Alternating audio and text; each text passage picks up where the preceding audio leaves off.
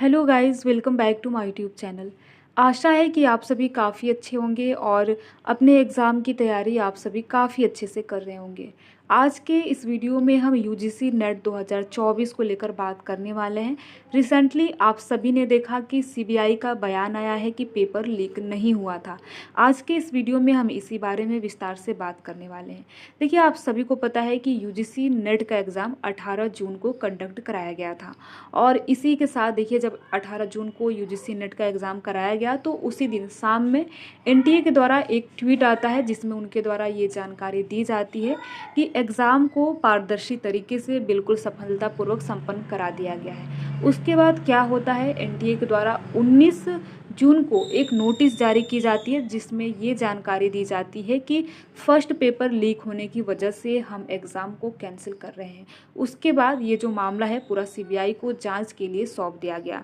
उसके बाद आप देखेंगे बीच में एनटीए के द्वारा शेड्यूल भी री एग्ज़ाम का जारी कर दिया गया कि हम इतने डेट से लेकर इतने डेट के बीच एनटीए का एग्ज़ाम लेंगे। और आप सभी को जैसा कि पता ही होगा कि एनटीए के द्वारा उस समय जब सीएसआईआर का एग्ज़ाम होने वाला था उसे भी स्थगित कर दिया गया और सीएसआईआर का एग्ज़ाम का जो री एग्ज़ाम का डेट है, यानी कि जब एग्ज़ाम पोस्टपोन हुआ था उसका डेट भी जारी कर दिया गया। तो ये सारी चीज़ें एनटीए के द्वारा की गई और इसमें देखिए कल सीबीआई का बयान आया है कि पेपर लीक नहीं हुआ था।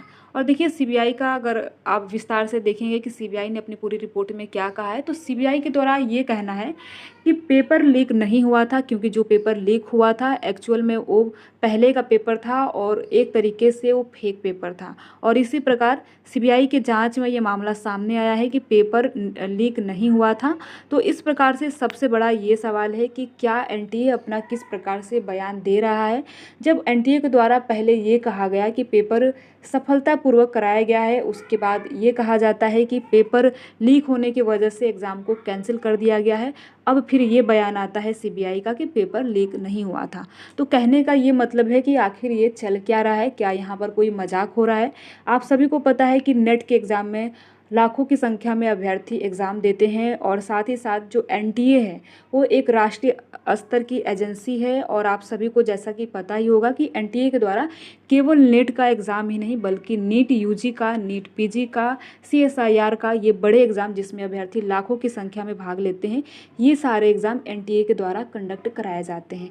तो अब सवाल ये है कि एनटीए का इस प्रकार से बयान देना कितना सही है। क्या एनटीए को इस प्रकार से बयान देना चाहिए कि पेपर लीक हुआ है, फिर उनके द्वारा बोला जाता है कि पेपर लीक नहीं हुआ है। तो आखिर ये चल क्या रहा है, आखिर एनटीए ने पहले जांच क्यों नहीं कराया, तभी उनके द्वारा ये नोटिस जारी किया जाता है कि पेपर लीक हुआ है, इसकी वजह से हम पेपर को कैंसिल कर रहे हैं। सबसे बड़ा और ये भी सवाल है, देखिए ये भी सवाल है कि एनटीए जो है वो उसने री एग्ज़ाम का जो शेड्यूल है वो भी जारी कर दिया गया है। और देखिए, सबसे बड़ा नुकसान तो अभ्यर्थियों का हुआ है क्योंकि पहले आप सभी को पता है कि नेट का अगर आप पेपर देखेंगे तो इसमें पेपर लीक होने की का जो मामला है वो नेट के एग्ज़ाम के पहले से ये सारी चर्चा देखने को मिल रही होगी। और उम्मीद है कि आपने सोशल मीडिया के अलग अलग प्लेटफॉर्म पर भी देखा होगा कि जब नेट का एग्ज़ाम 18 जून को कंडक्ट नहीं कराया गया था उसके पहले ही ये खबर आ रही थी कि फर्स्ट पेपर लीक हो गया है। तो एनटीए के द्वारा पहले ही इसमें एक्शन क्यों नहीं लिया गया, जब खबर आ रही थी तो एनटीए के द्वारा इस पर जांच क्यों नहीं किया गया। अगर उस समय ये सारी चीज़ें क्लियर हो जाती तो हो सकता था कि एग्ज़ाम को कुछ दिनों के लिए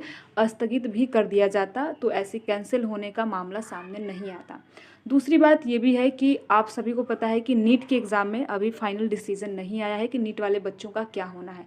तो उस ये भी है कि जब नीट वाले बच्चों का फाइनल डिसीजन नहीं आया था उसके पहले ही एनटीए के द्वारा नेट का एग्ज़ाम कंडक्ट क्यों कराया गया, क्यों नहीं, उसकी पहले जांच हो जाती, उसमें जो भी चीज़ें सामने आनी होती वो आ जाती, उसके बाद ही एनटीए के द्वारा नेट का एग्ज़ाम कंडक्ट कराया जाता। तो इस प्रकार से कई सवालों के घेरे में एनटीए है। अब देखना ये होगा कि एनटीए के द्वारा उसका जवाब क्या दिया जाता है। फिलहाल आप सभी को बता दें कि सीबीआई का यही बयान है कि पेपर लीक नहीं हुआ था, जो पहले पेपर टेलीग्राम पे दिखाए जा रहे थे वो फेक था। तो देखते हैं कि एनटीए का इस पे क्या बयान होता है। फिलहाल री एग्ज़ाम को लेकर अभी कोई अपडेट नहीं आया है कि री एग्ज़ाम होगा ही या फिर री एग्ज़ाम नहीं होगा। अभी तो यही है कि री एग्ज़ाम का डेट जारी हो चुका है और री एग्ज़ाम अपने निर्धारित समय पर हो सकता है कि होगा। देखते हैं कि एनटीए के द्वारा इस पर क्या जवाब दिया जाता है। वीडियो में लास्ट तक बने रहने के लिए आप सभी का बहुत बहुत धन्यवाद। आपकी क्या राय है आप कमेंट बॉक्स में ज़रूर लिखें। Thank you.